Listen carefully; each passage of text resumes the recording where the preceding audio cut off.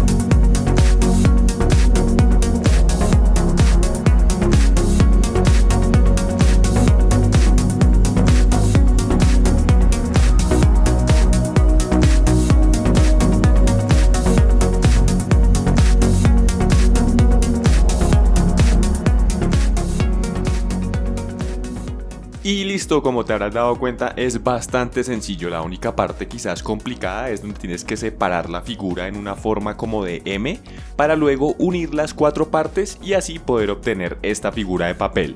No siendo más, espero que te haya gustado el video y nos vamos a ver en un próximo video. Muchos éxitos con tu figura de papel para desestresarte y nos vemos en un próximo video. Chao.